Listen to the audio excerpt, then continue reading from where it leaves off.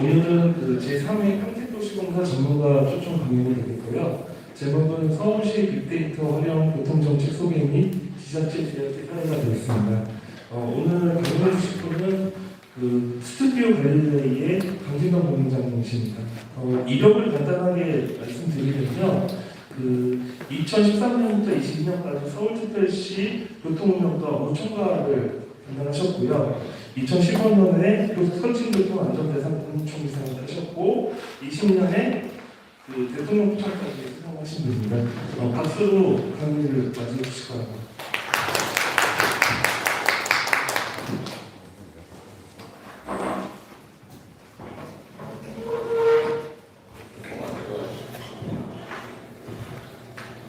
네, 방금 그 소개받은 강진동이라고 합니다. 발음이 시원찮아서 마스크를 벗고 하려고 하는데 괜찮으시겠죠, 그죠? 네.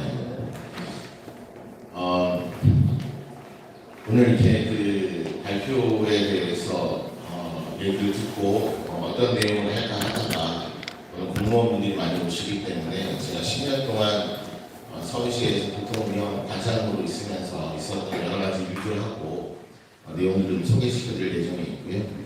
또 하나는 제가 10년 정도 공무원 공직 생활을 하다 보니까 겪었던 여러 가지 느낌들도 있고 또 실제로는 오늘은 성공한 사례들을 보여드릴 거지만 사실은 실패한 사례들도 굉장히 많습니다. 그래서 다음에는 오늘은 이제 첫 만남을 시작을 해서 앞으로 평택시의 여러 교통 정책과 관련해서 의견을 나누고 서울시의 실패 사례를 답습하지 않는 그러한 도움만 드려도 굉장히 제 역할을 잘 하는 게 아닐까 이렇게 생각이 듭니다. 저한테 주어진 시간이 한 1시간 반 이렇게 있는 것 같아서 특히나 제가 이런 발표나 강의를 할 때는 저 혼자 떠드는 것이 아니라 이렇게 인터랙티브한 그런 걸 좋아하고 특히나 저한테 많은 질문을 해주시면 제가 엄청 행복해하거든요. 그래서 질문을 많이 주셨으면 좋겠고요. 편하게 말씀드리려고 했는데 앞에서 무슨 카메라를 찍고 이게 뭐 어디로도 송출이 되고 한다고 그러고 방금 전에는 뭐 시의회에서도 뭐 연락처를 여쭤보고 하셔가지고 원래는 재미있게 발표를 하는데 오늘 약간 딱딱해지지 않을까 그런 걱정을 하면서 시작을 해보도록 하겠습니다. 일단 제 이름은 강진동 맞고요. 네, 무슨 동네 이름이 아니라 이름이 강진동 맞습니다. 벌써 재미가 없죠. 시간마다 재미가 있어야 되는데 일단 제가 속했던 서울시에는 도시교통실이라고 하는 1급 공무원이 실장을 하는 조직이 있었고요. 그 밑에는 현재는 10개 부서가 있었습니다. 10개 과가 있었는데 그 중에 한 과의 과정을 제가 10년 동안 했다고 보시면 될 것 같고 서울시는 1년에 예산이 2조 원 정도 됐는데 저희 과 예산이 1,000억 정도였습니다. 제가 1년에 1,000억 정도를 정결권을 가지고 일을 했었는데 그때 1,000억 가지고 뭘 했는가에 대해서 매년 어떤 일을 했던가에 대해 설명을 드릴 거고요.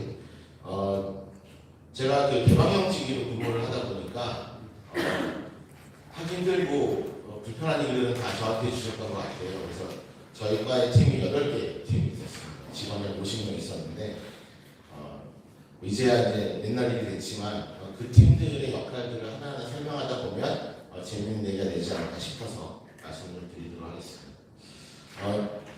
그 평택시에 도움이 되지 않을 만한 내용들은 그냥 자료를 보시면 될 것 같고 제가 도움이 되실 만한 내용들만 설명을 좀 드리도록 할게요. 누구나 많이 알고 있는 노란 색깔 유도선이라고 하는 컬러의 사업인데요. 저도 오늘 여기 평택시 오다 보니까 많은 곳에 설치가 되어 있는데 아시는지 모르겠는데 이건 최초로는 한국도로공사의 윤땡땡 차장님이라고 하는 분이 2012년도에 고속도로 IC나 JC에 설치를 해서 파란색, 빨간색, 핑크색, 초록색 이런 것들을 통해서 했었던 바가 있었죠. 저는 이 사업은 도시부 도로에, 도시부 도차로에 처음 도입한 사람이라고 보시면 되겠는데 제가 했던 일 중에 하나가 그 서울역 고가를 박원순 시장님께서 뉴욕에 있는 하이라인 학교를 보고 오셔가지고 고가를 철거하는 것이 아니라 고가를 그대로 둔 상태에서 교통대책을 만들어라. 도로를 고가는 끊을 거니 라고 했는데 사실 생각해 보시면 고가를 그냥 철거해버리면 사실 교통대책을 만들기가 조금 더 쉬운데 고가는 그대로 있는 상태에서 하루에 5만 대가 왔다 갔다 하고 일교통량이 5만 대였던 고가를 철거한 상태에서 그 5만 대를 어떻게 우회시킬 거냐 고민을 하다 보니 서울역 고가 외에는 교각마저도 철거를 못한 상태에서 회전처리를 하다 보니까 교각 사이를 어떻게 하면 안전하게 기존의 유도선만 다르게 처리를 할 수 있을까? 라고 하다가 고민 끝에 이제 그 윤 차장님이 하셨던 내용 이제 도시구도에 가져오게 된 건데, 전 좀 아쉬운 게 지금 보시는 사례들처럼 실제로 시행을 했더니 교통사고와 전년 대비 많이 줄었던 건 사실입니다만, 최근에 좀 아쉬운 거는 이러한 노면스가 유도선을 너무 많은 곳에 설치하고 있는 거예요. 원래 제가 하고 싶었던 거는 비정형 교차로나 교차로의 기하구조나 교차로의 어떤 그런 상태 때문에 사고가 많이 나는 지역에 핑크 유도선이나 이런 것을 설치를 해서 여기에 뭔가 문제가 좀 있는 데구나 라는 것들을 인지하게끔 운전하다가 운전자가 인지하게끔 하려고 했었는데 요즘에는 무슨 마트 출입구에도 그려놓고 이렇게 하다 보니까 아파트 출입구에도 색깔을 칠하고 하다 보니까 의미가 좀 퇴색되지 않았는가 이런 생각이 드는데, 제가 그 서울시에 공직생활을 하면서 여러 가지 정책들을 해보려고 노력을 했었는데, 여기 이제 공무원들 많이 계시지만 사실은 서울시에 경기교복이라는 단어가 있는데요. 이 4개 부서가 기피 부서입니다. 경은 경제실이고요, 기는 기후환경본부고, 교는 교통이고, 복은 복지예요. 이 4개 부서를 되게 싫어하는데 그 이유 중에 하나는 인원이 많기 때문이잖아요. 서울시의 가상통센터에 120번에 전화를 해보면 그 ARS에서 응답을 하는데 1번이 교통입니다. 서울시 전체에 1년에 80만 건 정도의 민원이 들어오는데 그 중에 한 80% 정도가 다 교통이에요. 그래서 교통을 하기 싫어하는 거죠. 아마 오늘 여기 오신 그 평택시의 교통 관련 부서에 계신 공무원분들도 본인이 원해서 교통 부서 오시지 않았을 거라고 생각이 드는데 맞죠? 너무 제가 단도직입적으로 여쭤봤나요? 네, 저도 이제 개방형직이어서 저는 이제 제 자리가 세팅이 되어 있던 거지만 저희 본부나 저희 과로 오는 우리 직원들이 그렇게 행복해하고 오지 않았던 기억이 있는데, 왜 이 말씀을 드리냐면 그동안 서울시에 있으면서 많은 정책들을 했지만 대부분 무슨 정책을 하면 찬성보다는 반대 민원이 많고, 뭔가를 하게 되면 반대급부에 있는 마이너스 편익을 가지는 분들이 굉장히 반대를 많이 하게 되는데, 찬성하시는 분들은 별 얘기를 안 하시는데 반대하시는 분들은 목소리가 크잖아요. 일을 하기 너무 힘들었는데 이 정책은 반대하시는 분이 거의 없는, 심지어 윤세장님도 그래서 유키즈라고 하는 프로, 유재석이 진행하는 그 프로그램 나갈 정도로 스타가 되셨는데, 이 정책은 상당히 많은 분들이 좋아하시는, 반대 민원이 없는 그런 정책이어서 평택시에도 경기도 같은 경우에도 1년에 교통사고 사망자 수가 굉장히 많다 보니까 제 생각에는 교통사고가 많은 지점에 이런 것들을 하나 두 개 설치하다 보면 사고를 적은 비용을 줄일 수 있지 않을까 싶어서 첫 번째 페이지에 좀 말씀드렸습니다. 여담인데 오늘 제가 복장을 이렇게 하긴 했는데 그 과거에 이 노면 색깔 유도선은 법적으로 색깔이 하얀색이랑 노란색은 이미 정해져 있잖아요. 중앙선이나 차선에 결정이 되어 있는데 나머지 색깔 3개가 초록색, 핑크색, 파란색 이렇게 있거든요. 그리고 이제 담당 주무관이 와서 고가하고에다가 색깔을 칠할 건데 무슨 색깔을 칠할까요 했는데 제가 농담삼아 남자는 핑크색 이렇게 얘기를 했는데 제가 핑크색 엄청 좋아하거든요. 그랬는데 정말 핑크색을 칠해놨더라고요. 재미가 또 없죠? 알겠습니다.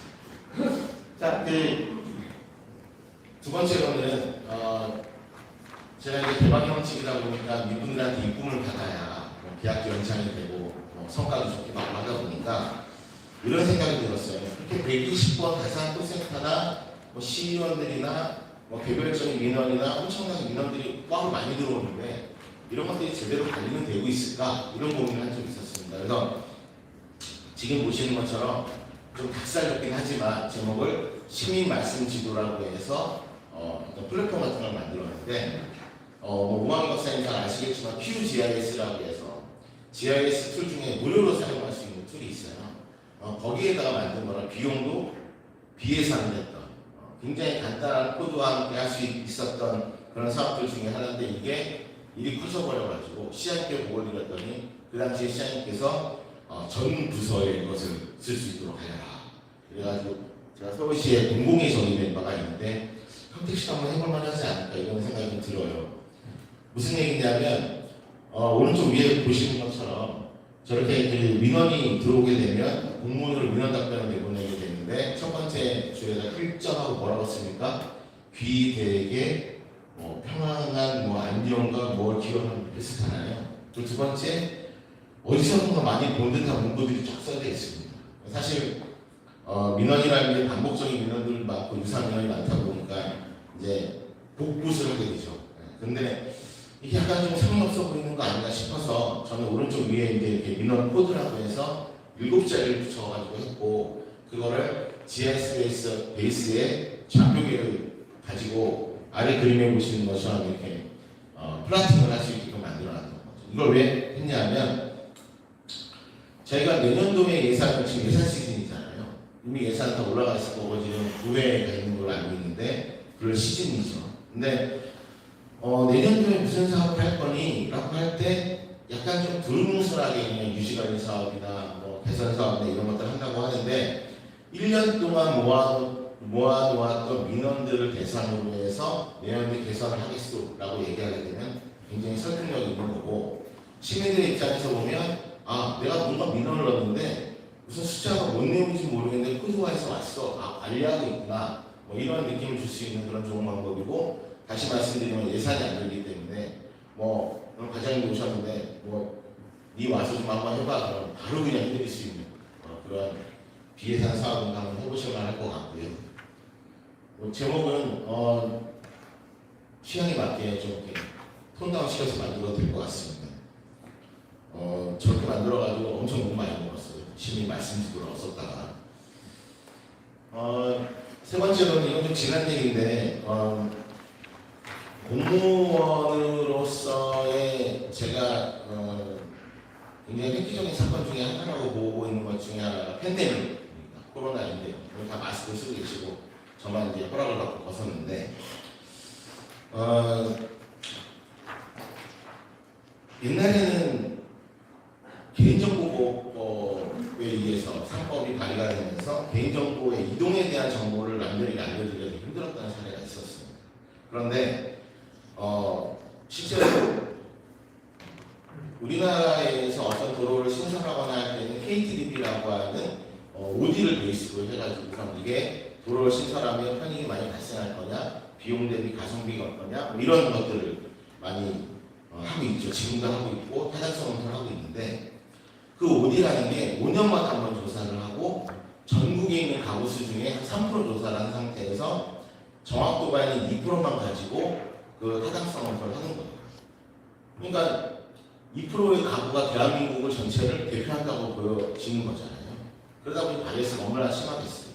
근데 여러분들이 오늘도 오시다가 대중교통을 타고 오신 분들은 카드를 찍으셨을 거고 어디에 가서 무언가를 하셨을 거고 심지어 좀 이따가 500m 얘기할 때는 휴대폰이 움직일 때마다 기시국이랑 통신을 하기 때문에 제가 어떻게 움직였는지 다 알 수가 있어요. 제가 어떻게 움직였는지 다 알 수 있는데 누구만 몰랐으면 좋을까요? 제 와이프만 몰랐으면 좋겠습니다. 재미없네요. 그러네요. 근데 여담으로 하이패스가 도입이 된 지 굉장히 오래됐고 이제는 단말기가 OB가 다 붙어있음에도 불구하고 하이패스를 안 쓰시는 분들이 있죠. 어떤 분들이 안 쓰시죠? 내가 어디 갔는지 아무것도 알지 마라. 이순신 장군 같은 사람들이 하이패스를 안 쓰는데 근데 그렇게 개인 정보에 대해서 외부에 알리거나 이런 것들을 굉장히 꺼려했던 우리나라의 문화를 바꾼 계기가 저는 코로나라고 보여지는데 오른쪽에 보여드리는 앱은 마이데이터 앱이라고 해서 자기의 이 앱을 깔고 나면 도보나 따릉이나 자전거나 택시, 승용차 이런 것들을 운행했던 것들을 누군가에게 알려줘도 된다라고 하는 정보 제공의 동의를 거쳐서 활용을 하게 돼 있고 이렇게 되었던 게 여러분들 중에 이 앱을 아시는 분 계세요? 아시는 분? 없죠. 그럼 당연히 깔아놓은 분도 없으실 거잖아요. 근데 이렇게 활용도가 없음에도 불구하고 제가 주목하고 있는 것은 이렇게 개인의 이동 정보에 대해서 제공이 가능한 사례가 됐다는 걸 굉장히 주목하고 있습니다. 여러분들 왜 한참 때 코로나 심했을 때는 가게 들어갈 때마다 QR코드 찍으셨잖아요. 내가 여기 왔소라고 하는 정보를 제공하고 있어요. 거기에 대한 부담이 있으셨어요? 없었잖아요. 왜? 저의 개인의 건강을 지키기 위해서 했던 거잖아요. 그런 것처럼 이런 세상이 됐기 때문에 이런 데이터를 요즘에 디지털 트랜스포메이션이라고 얘기를 하는데 그러한 부분에 대해서 한번 콘텍스트로 고민을 해서 향후에 정책을 만들거나 이럴 때 개인의 이동에 대해서는 굉장히 우리가 관심을 가져야 되기 때문에 이런 부분도 한번 관심 있게 봐주셨으면 좋겠습니다. 제가 어저께 밤에 한 11시쯤에 마음광장에 있었는데요. 오랜만에 서울에 이제 모임에서 올라갔다가 제가 했던 사업인데 마무리를 하지 않고 제가 퇴사를 올해 7월 1일 날 했습니다. 마음광장 사업을 이제 설명을 드릴 건데 이게 이제 과거의 왼쪽에 있는 그림이 과거의 모습이잖아요. 그래서 전 세계적으로 광장인데 접근성이 떨어지고 섬 형태로 되어 있다라는 비판이 많아서 편집으로 붙이는 이 사업을 했는데 오늘 제가 설명드리고자 하는 내용은 광화문광장을 잘했다 못했다, 뭐 좋았다 안 좋았다 이런 것들을 말씀드리려고 한 게 아니고 아까 제가 서울로 7067이라고 하는 사업을 했다고 말씀드렸잖아요. 반대도 굉장히 많고 힘들었던 사업 중에 하나인데 제가 제일 바빴던 일 중에 하나는 뭐냐면 서울 고가에 가보면 여러분들 상상을 한번 해보시면 생각나는 건물들이 예를 들어 옛날에 대우빌딩이라고 하는 지금 서울스퀘어 서울역 맞은편에 건물 생각나시죠? 그리고 고가 왼쪽 끝에 있는 남대문 시장이 생각이 나실 건데 그 반대편은 잘 모르실 거예요. 거기 만리동이라고 하거든요. 잘 기억이 안 나실 건데 거기 가보시면 서울역 고가가 원래 있었을 때는 그 밑에가 약간 슬레마되어 있었어요. 노수절이 좀 많이 있었고 또 심지어 차량 정비나 오토바이 정비 이런 가게들이 많아서 길에 약간 기름도 좀 많이 흘러다니고 그랬던 데였는데 제가 이 서울 707 사업을 하면서 여기가 되게 좋아질 거예요 라고 제가 막 홍보를 하고 다녔단 말이에요. 그러면 제가 바보 같은 짓이 뭐였냐면 그때 우리가 뭘 샀어야지. 아파트를 사든가 뭐 집이라도 하나 사든가 가게라도 하나 샀어야 되는데 안 샀단 말이에요. 그렇게 말을 하고 다니면서 물론 돈이 없었지만 거기 지금 집값이 안 나요. 거기 제가 집을 샀으면 오늘 여러분이 못 뺐을 수도 있어요. 제가 해외에 가 있을 수도 있으니까. 근데 우리가 아까 OD 얘기하면서 경제적 타당성에 대해서 얘기를 했는데 타당성이라는 게 편익이 4가지 편익이 있어야 됩니다. 하나는 통행시간 절감 편익이 있고 두 번째는 운행비용 절감 편익, 사고 절감 편익, 환경 절감 편익 4가지 편익을 만들거든요. 아니 우리가 밥집에 가더라도 갔다 오면 그냥 맛있었어? 맛있었어. 가성비는 어땠어? 이렇게 물어보면 똑같은 그런 편익을 만들어내게 되는 건데 근데 요즘에 도로 다이어트를 하거나 고가를 철거하게 되면 이 4가지의 편익 중에 발생하는 편익이 한 개도 없어요. 다 마이너스잖아요. 도로를 줄이게 되면 통행시간이 증가하게 되는 거잖아요. 통행시간이 증가하면 운행비용, 기름값도 더 많이 들게 되죠. 이런 것들이 결국에 좋아지는 게 하나도 없음에도 불구하고 이 사업에 대한 타당성을 어떻게 만들어낼 거냐 이럴 때 원래 2015년도에는 윌링리스트 페이라고 하는 지불사 방식에 대해서 돈으로 환산하는 방식이 있었는데 최근에는 뭐라고 했냐면 보시는 것처럼 임팩트 어널리시스라고 하는 방법을 사용하고 있습니다. 아까 제가 뭐라고 말씀드렸죠?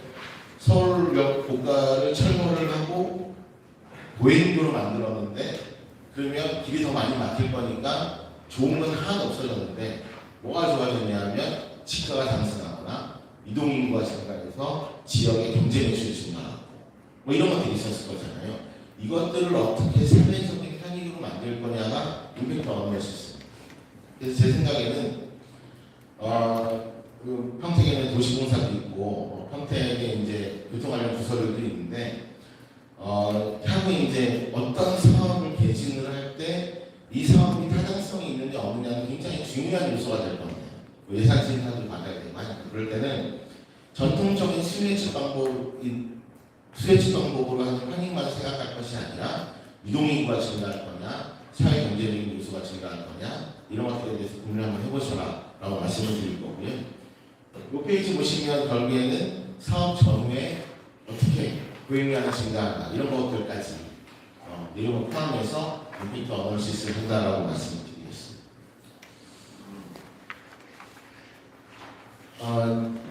두 번째로 부서는 교통안전팀의 업무를 좀 설명을 드릴 건데요. 저는 원래 교통 계획을 전공했던 그런 사람인데, 제가 사무실을 그만둔 것도 제가 멋지게 이제 드라마에 나오는 것처럼 사직하겠소라고 이렇게 탁 던지고 나올 수 있을 줄 알았는데 되게 겸손하게 드리고 이렇게 나왔는데 인생이 사장님 제 뜻대로 잘 안 되더라고요. 근데 이 교통안전이라고 하는 업무를 하게 된 것도 제가 원해서 한 게 아니라 저한테 숙명 같은 걸 가졌다고 생각이 들어요. 서울시의 예를 따지면 인구가 한 1000만 명 정도 되거든요. 1000만 명 중에 1년에 몇 명 정도가 사망을 하냐면 44,000명 정도가 매년 사망을 합니다. 한 0.4%가 0.4% 정도가 사망을 하는데 생각보다 많지 않아요. 4만 명, 44,000명 정도가 매년 돌아가신다는 게 참 슬픈 일인데 그 사망하는 사유를 1위부터 이렇게 내려가다 보면 세 가지로 그룹핑을 할 수가 있는데 제일 많은 원인이 뭐냐 하면 질환, 병이나 질환에 의한 사망 1위가 위암이거든요. 위암에 의해서 사망을 하는데 근데 이렇게 내려가다 보면 병이나 질환이 아닌데 사망하는 다른 두 가지가 있어요. 4위가 뭘까요? 저는 상품권을 안 가져왔는데 맞추신 분께 뭐 다음에 어떻게 하든 제가 보답을 해드릴게요. 4위가 뭘까요? 자살. 딩동댕 어느 분이에요? 네, 감사합니다. 네타이 정답을 친구. 네, 이름 적어주세요. 네, 자살이고요. 구둥이 뭐였냐면 교통사고였어요. 근데 2012년도에 일인데 한 해에 2012년도에 교통사고로 사망하시는 분이 424명이었어요. 근데 아까 제가 숙명과 같다고 말씀드렸던 이유 중에 하나가 이 업무를 열심히 하려다 보니 생각이 났던 게 뭐였냐면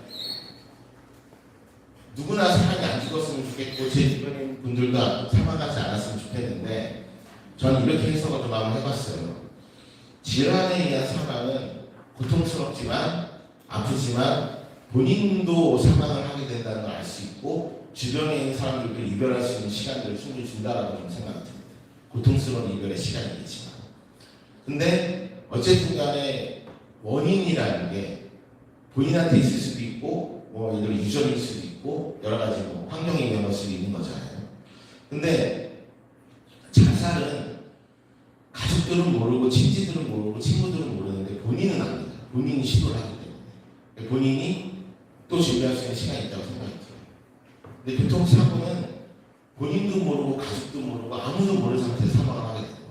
특히나 본인에게 취직사유가 있는 게 아니라 다른 사람이 잘못해서 사망하게 되는 거잖아요. 음주운전을 했거나 무슨 신호위반, 교통법규 위반을 했거나 본인은 잘못을 하나도 안 했는데 사망하는 경우가 엄청나게 많은 거예요. 실제로 교통사고 중에 사고를 낸 사람을 1당사자라고 그러고 사고를 당한 사람은 2당사자라고 하는데 1당사자가 사망하는 경우가 많지 않습니다.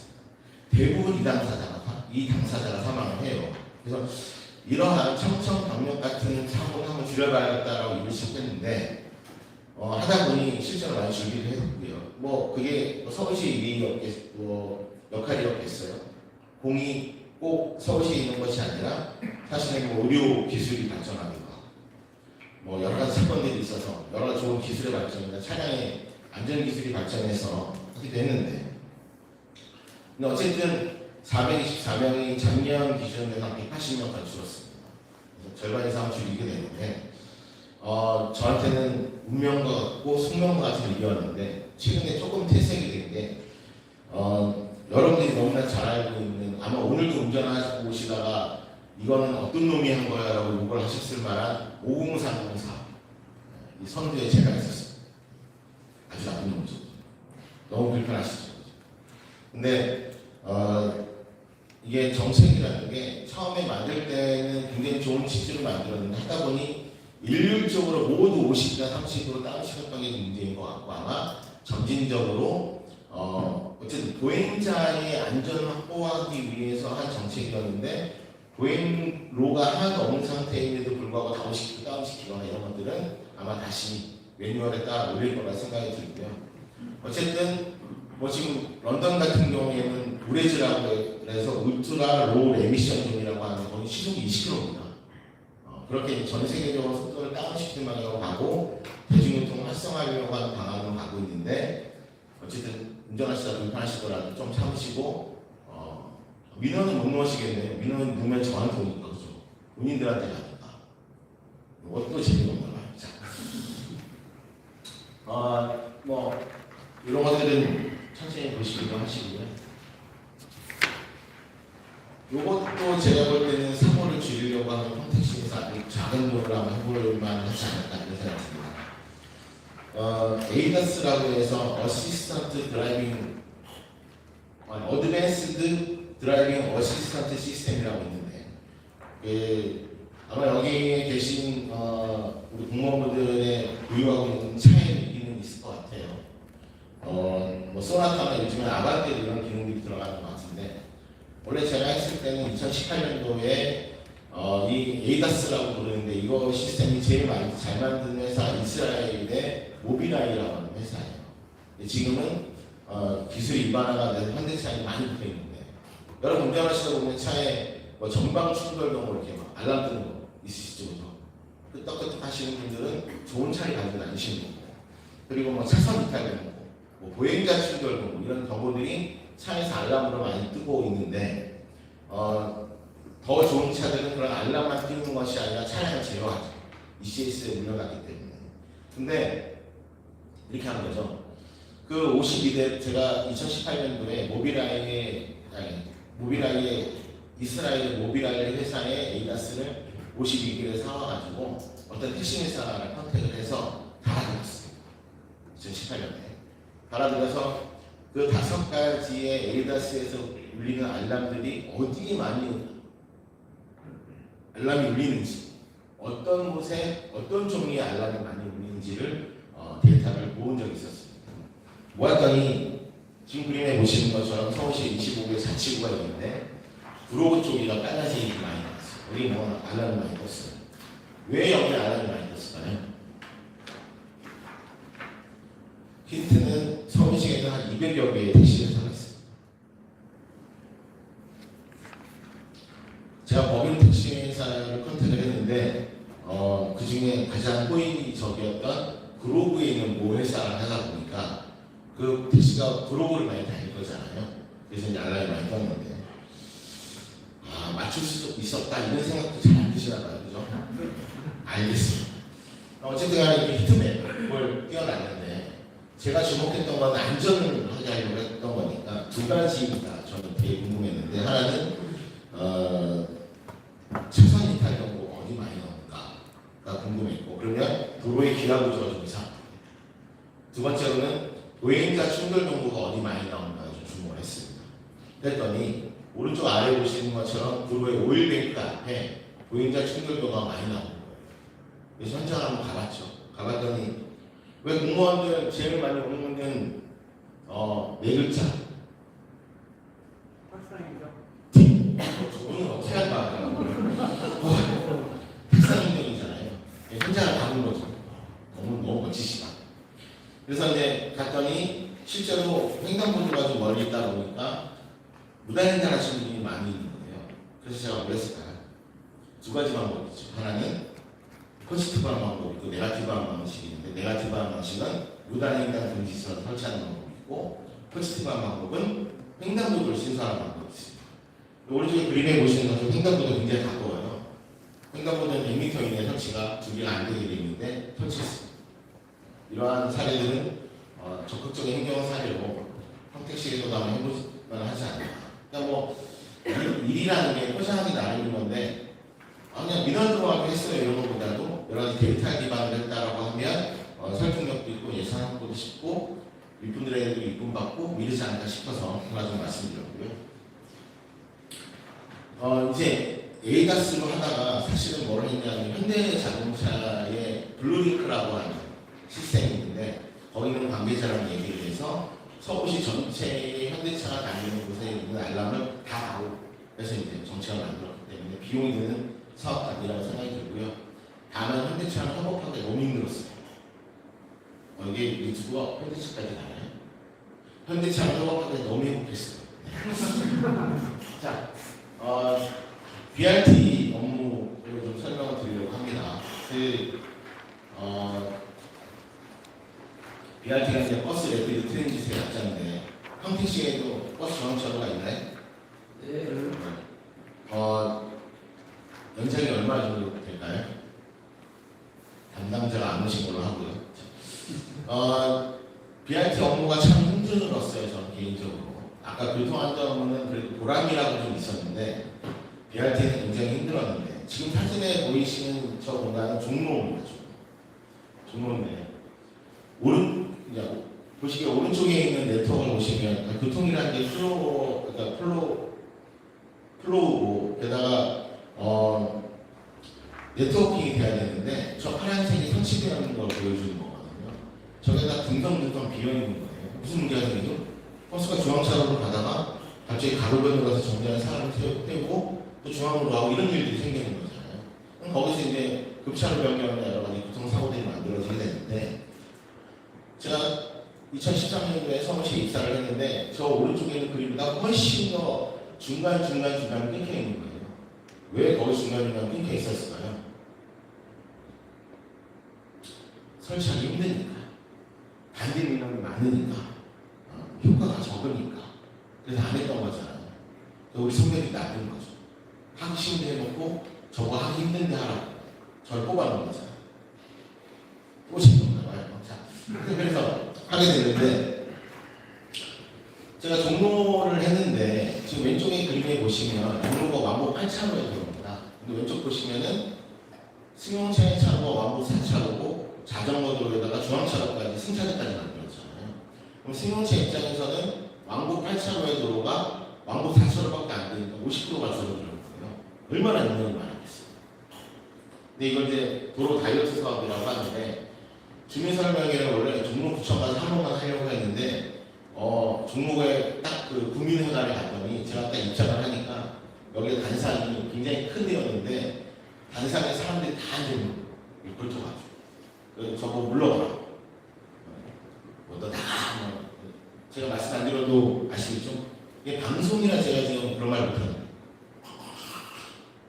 그래서 이제 어쩔 수 없이 동네별로 다니면서 주민 설명을 했는데 아마 역대 서울시의 행정에서 동별로 주민 설명회를 어떤 사업에 대해서 한 건 최초의 사례가 아닌가 싶어요. 그만큼 종로는 1가, 2가, 3가, 4가, 5가 특성이 다 다르고 굉장히 어려운 일들이었는데 갈 때마다 똑같이 들었던 얘기가 있습니다. 도로 다이어트를 해서 차를 좀 줄이겠다 이렇게 했죠. 세계적으로도 다들 그렇게 하고 있어요. 이렇게 얘기했더니 어르신들이 이 몸이나 다이어트 하지. 내 도로를 다이어트 하다. 엄청 뭐라고 하셨고 제가 기억나는 77세 그 당시 77세 김땡땡 할아버님은 내 집 앞에 횡단보도를 놓지 않으면 너희 집 앞에 가서 내가 분신 뭐 하시기도 하고 또 지하상가 위에다가 종각에도 지하상가가 있고 지하상가가 이렇게 정면에 많은데 이 BRT를 하려다 보면 중앙차로 승차대로 넘어가는 횡단보도를 만들어야 되잖아요. 그러면 지하상가 이동인구가 줄어들잖아요. 그러니까 그 지하상가에서 뭘 저한테 가지고 오시냐면 딱 어깨에 메고 오시는데 뭘 메고 오실까요? LPG 가스통을 메고 오시고 진짜 메고 오시고 뭐 이런 분들도 있었고 했는데 너무나 잘하고 있었는데 그럼에도 불구하고 이놈의 네트워킹을 하겠다고 파란색을 다 이어보겠다고 막 열심히 하고 있었는데 정말 설득을 다 하고 맨날 밤마다 술 마시고 뭐 쫓아가가지고 아부 떨고 해가지고 잘했는데 갑자기 어느 날 큰일이 하나 생겼어요. 무슨 일이었냐면 1년에 일요일에 한 번 이 구간으로 행사를 한대요. 교통하는 사람은 업무 통행이랑 비업무 통행은 굉장히 나눠서 생각을 많이 합니다. 그래서 우리가 12시간이라는 얘기를 많이 하죠. 우리 과 직원 중에 좀 재밌는 친구 하나가 딱 왔는데 제가 12시 그러니까 처음 2시인 줄 알았다고. 이거 조금 재밌습니다. 예, 처음 2시를 굉장히 중요하게 생각하는, 특히나 출근 시간대에 또 출근 첨도, 오전 첨도를 굉장히 중요하게 생각을 하잖아요. 그래서 일요일이나 토요일에 여가 통행이나 비용 통행에 대해서는 그렇게 많이 생각하지 않아요. 근데 일요일에 무슨 행사를 하는데 이거 하고 나면 행사 못한다고 막 뭐라고 하니까 그것도 1년에 하루 한다고 하니 이렇게 했단 말이에요. 근데 난리나. 시장님 저를 찾아요. 제가 안 찾는데. 갔더니 너 나를 죽이려고 그러냐. 시장님 이러시는 농담삼아. 어떻게든 해결을 해야 했는데 그 행사 이름이 뭘까요? 1년에 한 번 종로에서 일요일에 하니까 한 4월까지 합니다. 네? 뭐요? 뭔 말인지 모르겠고 저 우리 정장님 씨는 기대해 해보도록 하겠습니다. 하이서울 페스티벌 아니에요? 땡! 마라톤. 땡! 가운데 승차대를 만들어서 저렇게 이렇게 저기 뭐죠? 통공사를 승차대 쉘터로 올려놓으면 큰 조형물이 이렇게 붙지 않아요. 조형물을 갈수록 크게 만들고 막 공작에서 막 불을 뿜고 막 이러는데 공작이 날개를 못 핀다고. 불교 전도. 네? 불교. 네, 맞아요. 그렇습니다. 부처님 오시는 행사를 못한다고. 그래서 속으로 그게 동국대 그 장충당에 있는 동국대 출발해서 종로 이가 있는 조계사까지 가거든요. 행사가. 저는 이제 제가 머리가 많이 없어 보여서 불교 신자처럼 보이지만 사실은 저는 그렇진 않은데 그거 다른 데서 좀 가면 되지. 이런 생각으로 이제 하다가 시장님의 특별 가서 엄청 혼났죠. 그랬는데 하다 보니 탈출구가 있더라고요. 해결방안이 있더라고요. 이게 뭐였냐면 제가 이 말씀을 드리는 이유는 적극적인 행정을 하면 답이 나온다라고 말씀드리려고 하는 것도 있지만 또 하나는 먹고 살려고 생각을 하다 보면 다 되더라 이런 생각도 좀 들고 세 번째로는 종로에 가셔가지고 혹시나 중앙차로 승차대에서 버스를 탈 일이 있는데 승차대가 약간 좀 부실해요. 그러면 이게 부실한 게 아니라 일부러 이렇게 만들었구나라고 생각하시면 되는데 일반적으로 승차대를 하나 만들면 한 150m 정도 만들거든요. 20m마다 버스를 한 대 세울 수 있다고 보고 5대에서 10대까지 아니 7대까지를 세우거나 또 이제 테이프라고 해서 이렇게 노란색으로 칠하는 것까지 포함이 되는데 승차대는 한 100m 만드는데요. 3m, 그러니까 도로폭은 3m니까 도로폭은 3m에다가 5m짜리로 다 쪼개는 거예요. 엄청나게 쪼개놨어요. 그리고 밑에 구멍을 만들어놨어요. 그래서 부처님 오신 날 행사한다 그러면 지게차 딱 가가지고 밑에를 딱 꼽아요. 그래서 이걸 이렇게 들어가지고 도로의 가운데, 도로가에로 옮겨놓습니다. 이게 모듈 형태로 만들었기 때문에 바닥에 떠 있어요. 그래서 한번 들어서 옮기고 나면 그 밑에 온갖 무슨 낙엽에 다백꽁초에 막 이렇게 들어가 있어요. 되게 지저분한데 그때 그 기차고 뚱뚱한 애가 얘기했는데 이게 왜 이렇게 된 줄 알아? 이 바닥이 떠 있는 줄 알아? 부실공사가 아니야. 필요할 때는 들어서 옮기려고 해. 이렇게 아시면 될 것 같고 이 유네스코의 무형문화재로 등재를 하려고 몇 년 동안 노력을 하다가 안 됐는데 이 행사를 1년에 한 번밖에 안 하는 행사를 지키려고 노력한 이러한 노력이 첨가가 돼서 작년인가 유네스코에 등재가 됐습니다. 이때쯤 되면 박수도 치고 이러는데 감사합니다. 약간 약장수 같죠, 그죠? 저 정말 공무원이었어요. 근데 그랬던 일이 있었는데 포샵이 나누는 게 끝까지 행사 이렇게 했다가 그 행사에 첨가제를 넣은 사람이 있으니까 이게 참 아이러니한데요. 최근에 이제 제가 하다가 7월 1일자로 나오는 바람에 현재 공사판을 벌려고 나오는 사람이 현흥로에 중앙차로 설치하는 사람이 있고 아까 그 심의 말씀 지도라고 해서 우리 과의 민원이 1년에 뭐 몇천 건 들어오나 말씀드렸는데 제일 많은 민원이 중앙차고예요. 네, 민원, BRT 중에 민원이 있고요. 특히나 뭐 유턴이 안 되니까 유턴을 380군데 중에 한 6군데 빼는 거 다 금지시켜요. 13년 지금 하나씩 열어주고 있는데 이건 제일 많은 데라고 보시면 될 것 같습니다. 조만간 그것도 이제 제가 계획을 하고 완성은 안 했으나 내년도 상반기쯤에는 공사가 될 것 같은데 여러분들 동천역이나 이런 데 보시면 고속도로에서 그러니까 저는 개인적으로 제가 하진 않았으나 정말 멋진 정책 중에 하나가 뭐냐면 고속도로 휴게소에서 고속버스를 환승할 수 있게 만든다. 저는 이건 어떤 사람이 생각했는데 정말 가서 물어보고 싶을 정도로 막 소름 돋는 그런 정책인데 또 하나는 누구나 다 고속도로는 사람이 내리거나 하면 안 된다라고 얘기했을 때 갑자기 EX 허브라는 사업이 시작되면서 동천역에 보시면 서울에서 고속버스가 내려오다가 동천역으로 바로 내려갈 수 있는 데가 생겼잖아요. 이것도 누가 생각한 건지 참 멋지더라고요. 서울시가 이걸 한번 해보자 라고 한 사업이 이 사업이고요. 이름은 뭐 멋지게 아직 안 지었는데 지금 보시는 것처럼 여기가 어디냐면 당산역입니다. 당산 역사의 밑에 올림픽대로가 있고 노들로가 있는데 지금은 김포나 고양이나 일산에서 온 버스들이 당산역에서 제일 많이 나갑니다. 사실 환승센터는 여의도에 만들어놨는데 여의도는 내리고 나면 지하철역이 너무 멀다 보니까 다 당산에 갈아타시거든요. 이 당산에 갈아타기 위해서 내리는 데에 회차하는 데 시간이 너무 많이 걸리는 거죠. 그래서 지금 보시는 것처럼 바로 회차를 할 수 있게 만든 시스템을 만들었고 지금 보시는 것처럼 이런 형태로 조각인데 공사를 할 예정이 있고 이렇게 시설이 만들어질 예정이 있습니다. 그래서 이것도 적극적인 환경 사례라고 보시면 될 것 같고요. 말은 치웠는데 이거 하다 보니 하천도 전용을 해야 되고 저는 그냥 땅에다 일을 하는 걸 좋아하는 사람인데 맨날 무슨 맹꽁이 서식지가 있어가지고 맹꽁이를 살려야 된다며 이런 얘기도 있어. 나중에 이제 당산역에 이런 환승시설 생기면 그때 키 작고 뚱뚱하네 걔가 있구나 걔가 시작이 됐구나 하다가 도망갔구나 이렇게 생각하시면 될 것 같습니다. 올빼미 버스인데요. 이게 서울에서 굉장히 2012년도에 했던 사업이나 제가 했던 사업은 아닙니다는 설명을 드리려고 가져왔는데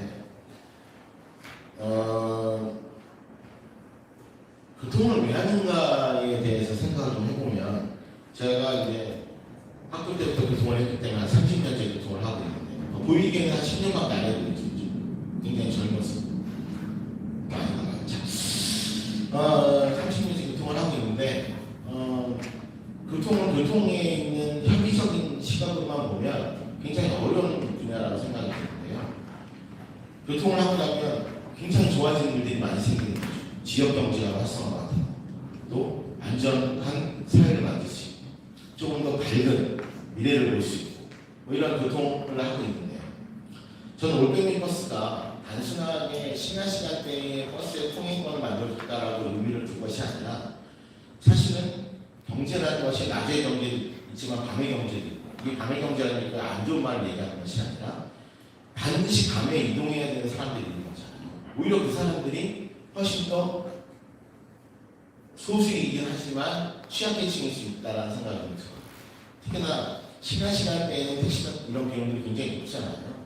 근데 대중교통을 탈 수밖에 없는 그런 취약계층들을 이용할 수 있는 그런 대중교통을 만드는 것은 우리 공무원들이 해야 되는 일이다라고 보여지는데 그래서 저는 이 정책이 엄청나게 좋은 정책이다라고 생각이 드는데요. 좀 이따 설명도 잠깐 언급을 하겠습니다만 제가 현재 좀 하여튼간 근데 이것도 어떻게 했냐면요. 여기 5억 건이라는 얘기가 있어요. 500만 건? 30억 건. 어떻게 했냐면 서울시의 특정 기간 동안에 심야 시간대에 택시콜 전화를 하는 사람들의 기지국을 딱 잡아놓은 거예요.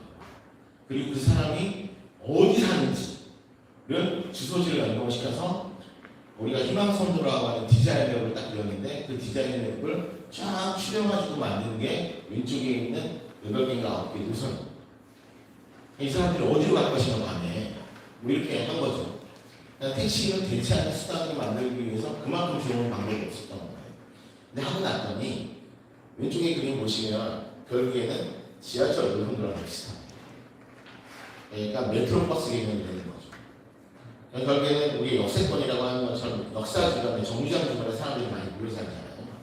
그래서 그런 결과가 나왔는데 이것도 한번 그렇게 어려운 일이 아니니 평택에서도 심야 시간대에 대중교통 이동권 확보를 위해서는 정말 해보직하지 않을까 이런 생각이 들고요. 잘 하다가 안 나오면 그냥 입힌다라고 하고 뭘 만들어야 됩니다. 꼭 분석을 했더니 뭐 몇만 건의 데이터가 어디서 어그리게이션이 되고 어디서 디스어그리게이션이 되는데 이렇게 안 해도 되거든요. 그런 말씀 좀 드렸고요.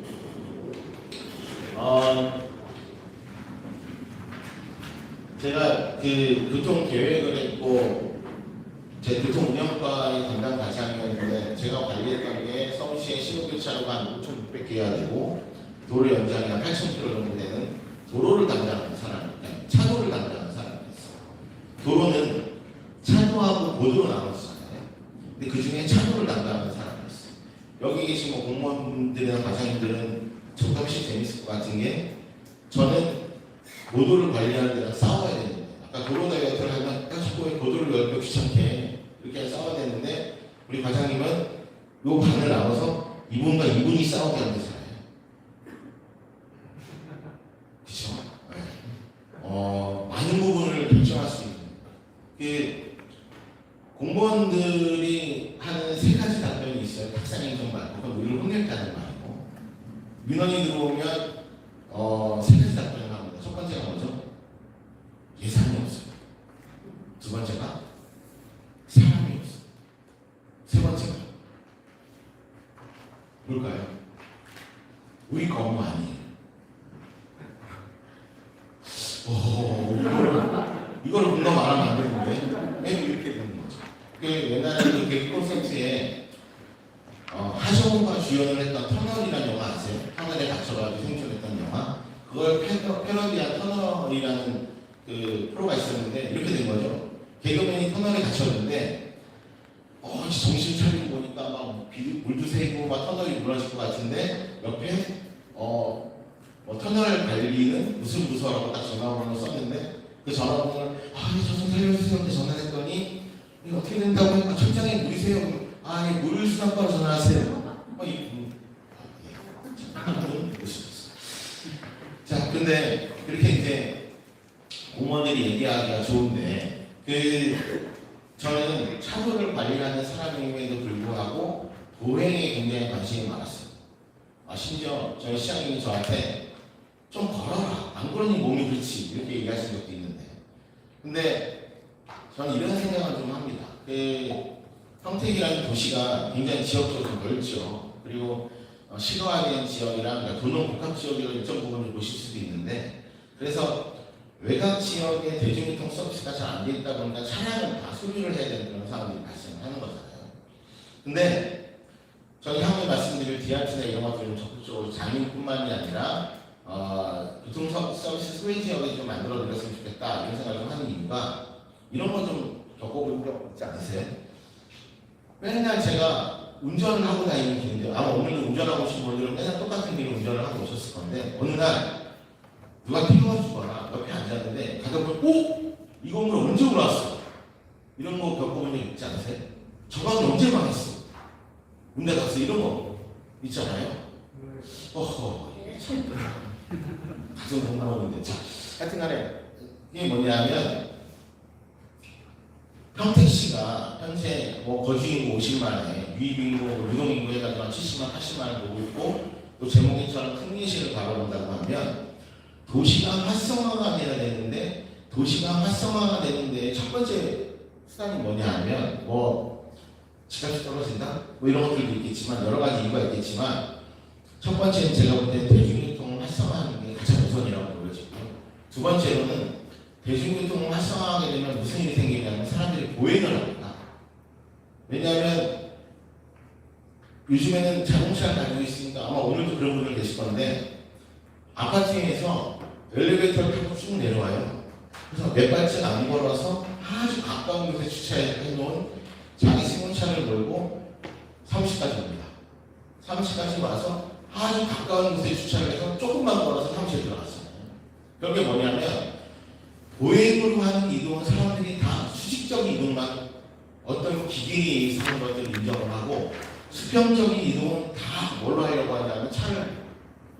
그러다 보니 무슨 문제가 생겨요? 이 도시가 어떻게 변하는지 발전되는지 변화가 있는지 아무도 몰라요. 그러다가 어느 날 옆차를 타면 이 무슨 일이지 이런 일이 있는 거죠. 여러분 장보러 어디 가세요? 이마트 가시죠. 이마트 가실 때 어떻게 하세요? 수직으로는 엘리베이터, 수평으로는 자동차, 이마트에서는 무빙루트 이렇게 가시는 거잖아요. 그러니까 결국에는 저는 도시에 살고 있는데 어떤 지역에 살고 있는데 그 지역이랑 호흡을 한 번도 안 해요. 그 호흡은 다 수용치 않아서 하는 거죠. 그러면 지역 경제가 무너집니다. 보행을 해야 편의점도 가고 구멍가게도 가고 아빠가 집에 들어오다 통닭을 사왔다 이런 얘기를 할 거잖아요. 그래야 동네가 사는 거거든요. 동네가 살아야 도시가 살고 이렇게 되는 거란 말이에요. 그래서 저는 보행을 굉장히 강조하고 있는데 보행을 제가 강조하면서 사건을 하나 만들었던 게 대각선 횡단보도를 적극적으로 도입을 하자라고 했던 거고 지금 이런 비포에프터가 이 지역에 있는데 아마 서울에 그 종로 2가에 그 1가에 디타워라고 하는 그 먹을 때가 많은 건물이 하나 있는데 그 앞에 대각선 횡단보도를 만든 장본인이 전부다. 일부러 만들었어요. 이렇게 큰 데를 만들었어요. 대각선 횡단보도를 만들면 횡단보도 신호가 들어오는 순간 모든 차량이 정지를 해야 됩니다. 그러면 안 좋은 점은 차량이 정지가 심하죠. 우회전을 해야 돼요.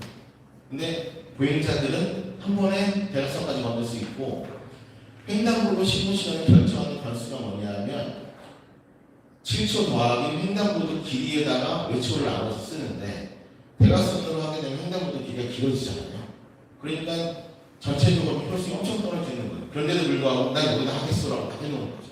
그래서 서울에는 대각선 횡단보도가 계속 늘고 있는데 학교 주변이나 이런 데나 한번 고민해 보시면 좋지 않을까 이런 생각이 듭니다. 그 사실까지 지나고 있는데 재밌는 것만 좀 해보겠습니다. 공사용 소통대책이라고 하는 건데 서울시는 자동차 전용 도로는 10일 이상 점용을 하거나 일반 도로는 20일 이상 점용하는 경우에는 무조건 공사용 소통대책을 받아야 돼요. 그래서 가끔 이런 거 보실 거예요. 제가 이제 서울시 공무원이 아닌가 서울시의 얘기를 해도 잘하거나 하는 게 아닙니다. 서울에 갔는데 얘네들은 땅을 판 것 같은데 뭔가 덮어놓은 것 같은데 공사는 안 돼. 이 시기도 왜 공사 안 하지? 뭐 이런 생각 드실 때가 있을 거예요.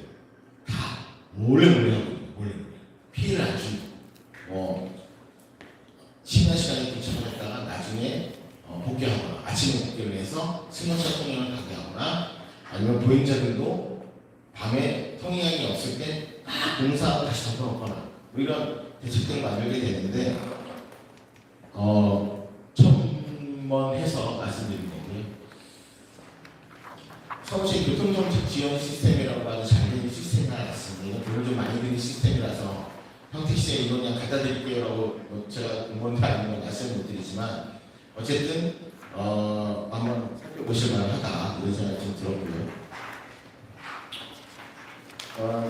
신호 시설에 대해서 얘기를 하려고 했는데 제가 BRT 도면을 가져왔습니다.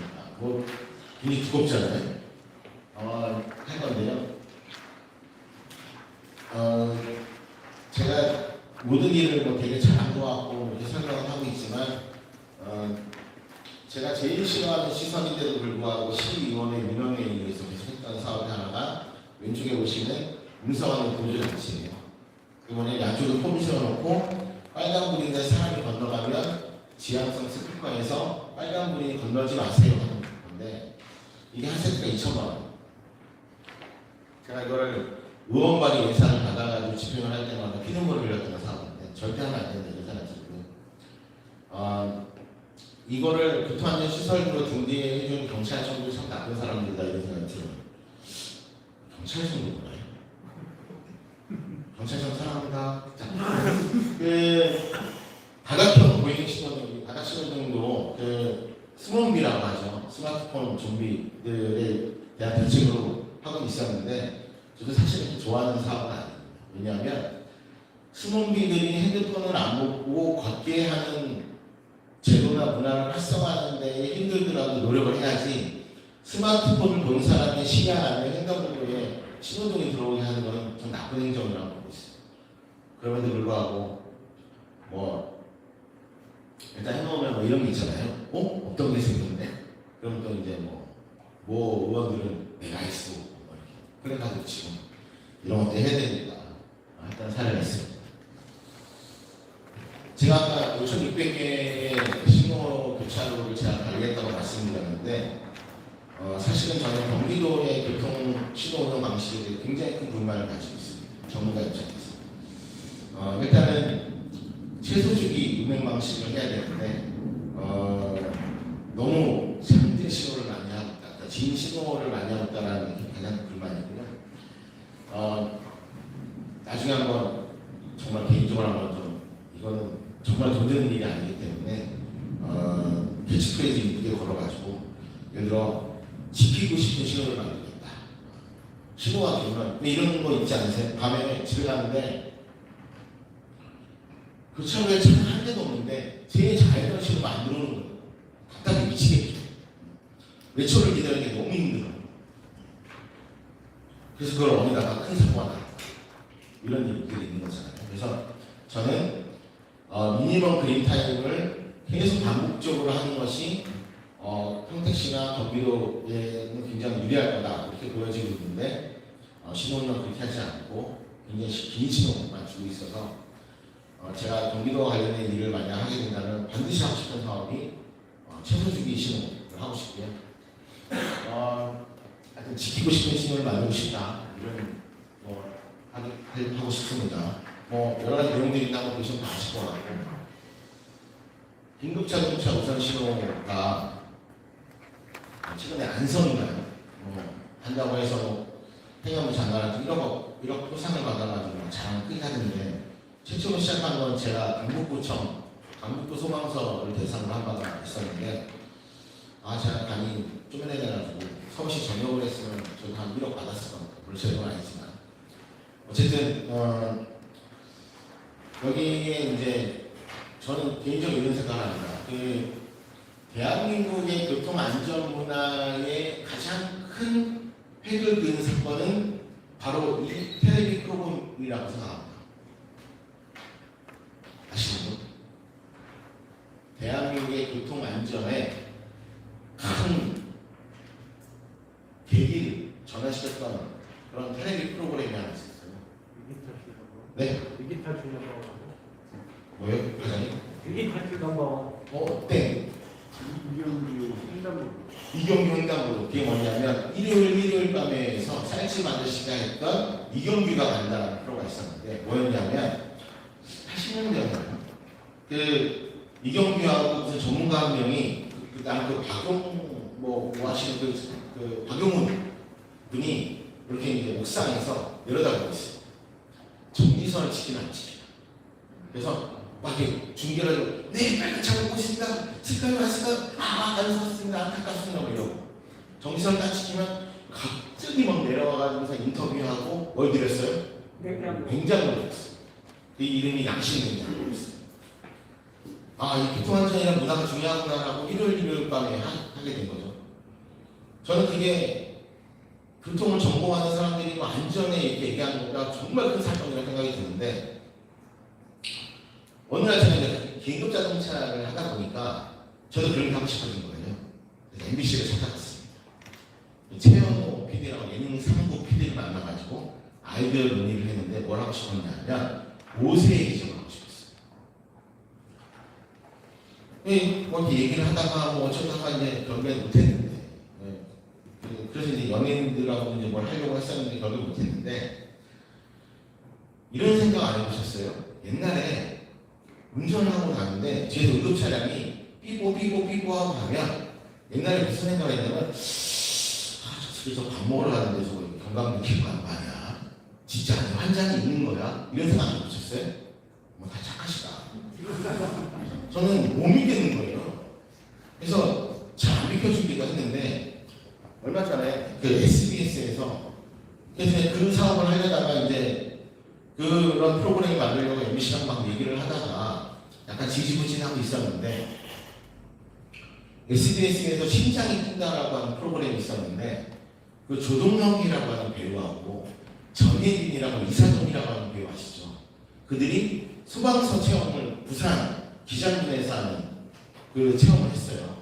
그 사람들이 뭘 했냐면 불 끄러 가야 되는데 앞에 선택을 해가지고 앞에 있는 차가 안 비켜주니까 막 마이크 해야 되고 저 조동혁이면 비켜주세요 막 이러기도 하고 안에서 막 애 타는 이런 것들이 막 방송이 됐단 말이에요. 요즘에 어떻게 됐습니까? 그 이후에 그 방송 이후에 모두 다 비켜줘요. 그죠? 여러분들도 응급 차량이 오거나 소방차가 오게 되면 갓길도 차량선이 비좁아도 다 비켜주잖아요. 이제는 저도 이 안에 더미가 있다 이런 생각 나요. 그래서 그런 것들이 굉장히 중요한데 긴급차동차 우선 시도하면 딴 일을 새는데 이거 하나는 제가 평택시와 한번 공유하고 싶은 게 드론을 이제 제가 열심히 하고 있어요. 하고 있는데 교통을 하는 사람들은 제일 많이 보는 게 지도잖아요. 도면도 많이 보고 어떻게 보는 거죠? 사실은 땅을 하늘에서 보는 거죠. 내려다보는 거잖아요. 대부분 직각 내려다보는 거죠. 교통을 하는 사람들이면 그 직각으로 보는 방법을 많이 만들어 봐야겠다 이런 생각이 들어서 드론을 활용해서 일을 하고 있습니다. 단순히 교차로에 교통량 속도 이런 것만 하는 것이 아니라 우광 박사님은 잘 아시겠지만 교통량이라는 거를 우리는 뭐라고 얘기하냐면 볼륨이라고 하거든요. 어떻게 측정하냐면 이렇게 서가지고 정지선 앞에 이렇게 쳐다보고 있다가 차가 지나가면 하나 둘셋 이렇게 세요. 근데 신호는 그 볼륨에 의해서 결정되는 게 아니라 그 볼륨은 사실은 신호 시간을 많이 주면 많이 나고 적게 주면 조금 날 거잖아요. 신호 대체를 위해서 교통량을 조사해가지고 신호를 최적화하겠다고 하는 사실은 바보같은 짓이에요. 어떻게 되는 거냐면 저 뒤에 차가 얼마만큼 길게 늘어져 있는가가 더 중요하죠. 그래서 그걸 보고 자연적 대기열 길이가 많으면 자연의 식을 넣어주고 이렇게 해야 되는 거잖아요. 근데 그거를 사람이 길을 서가지고 보기에는 굉장히 어려운 부분이 있으니 드론을 보자 이렇게 해서 대기열 길이까지를 보는 드론 시스템을 개발을 했고 제가 서울시의 공무원이었으면 이거 평택시랑 못해요 이렇게 얘기할 텐데 제가 이제 억자가 됐잖아요. 그럼 그 억자를 연결시켜주면 되는 건데 싸게 이렇게 하면 되는 겁니다. 그래서 한번 대기행렬 기를 포함해서 한번 보시면 좋을 것 같고 사실 저 이거에 하고 싶었던 최종적인 꼴은 뭐였냐면 FPV라고 해서 퍼스트 퍼슨 뷰라고 하는 게 있거든요. 혹시 드론 레이싱 아세요? 예, 그거를 쓰고 드론을 직접 조정을 하면 드론들이 막 날아가면 레이싱을 하는 거예요. 그럼 제가 드론의 타이밍 것처럼 느껴집니다. 그래서 아까 우리 정장님 분이 제일 욕망하는 거 학생이 욕망을 못 먹는다고 했잖아요. 제 꿈은 원래 뭐였냐면 25개의 자치구의 옥상마다 드론 스테이션을 만들어서 제가 제 자리에서 곡을만 쓰면 바로 그 드론을 움직일 수 있게 하는 게 꿈이었고 그러면 시의원들이나 민원인들이 현장도 안 나오고 말이야 뭐라 하잖아요. 아니 몸이 하나밖에 없는데 어떻게 현장 다 나가나요? 그러면 드론을 보고 드론 보고 손 드세요 뭐 이렇게 하려고 했던 꿈이 있었는데 서울시로 그만뒀습니다. 네, 마지막으로 가겠습니다. 네, 마지막 대회인데요. 이게 TGNS라고 하는 GIS 기반의 국산형 시설물 관리 시스템인데 나중에 자율주행을 하게 되면 반드시 필요한 시설물이라고 그 시스템이라고 보여지기에 좀 관심을 가져주셨으면 좋겠고 자, 영상도 휴대폰에 있는데 이런 민원이 많이 들어옵니다. 중국에 갔더니 승용차를 운전하고 있는데 빨간불이 들어오면 그 빨간불이 몇 초가 남았는지를 알려달라. 중국에 가서 너무 좋더라. 서울시는 그런 거 안 하니 중국보다 못하니 이런 민원이 많이 들어오는데 평택시는 안 들어옵니까? 들어오나요? 네, 감사합니다. 감사한 건 아니지. 힘드시겠어요. 네. 근데 내비게이션에다가 자녀 시간 표시를 하려고 하는 사업들을 하고 있어요. 그래서 그런 민원이 들어오면 이제는 티맵이나 아이남이나 이런 내비게이션에서 자녀 시간 표시를 해줄 거니까 기다리세요. 왜냐하면 신호등만 그렇잖아요. 공무원들이 요즘에는 저도 보니까 그러는데 갑자기 요즘에 부쩍 늘어난 가을이 되니까 하기 시작한 사업들이 있습니다. 뭐예요?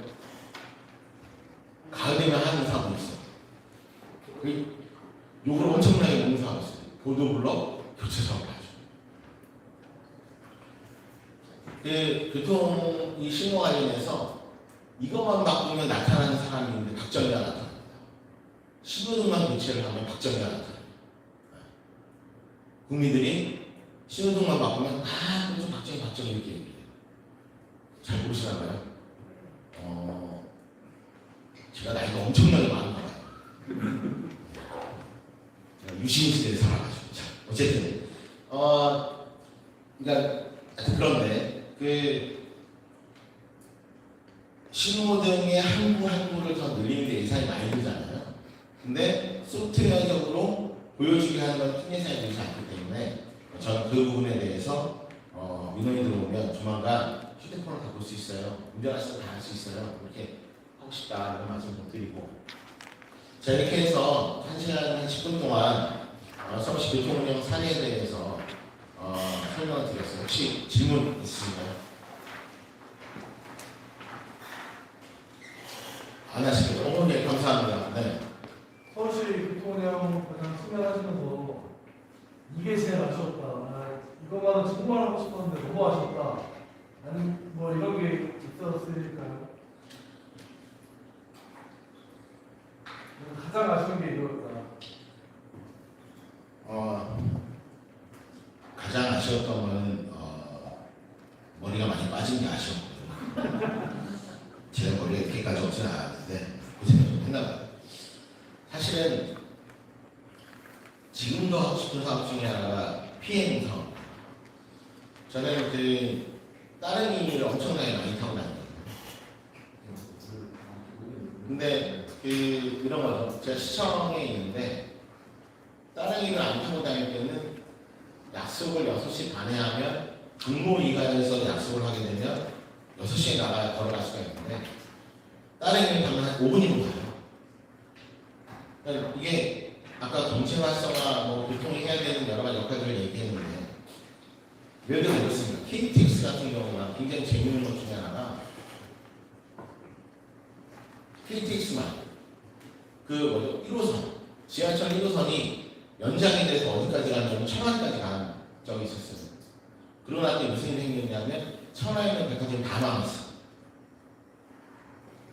천안에 있는 백화점에 차를 몰고 가서 기다리다 주차하는 것보다 유사한 시간에 지하철을 타고 오면 용동에 갈 수 있는 거예요.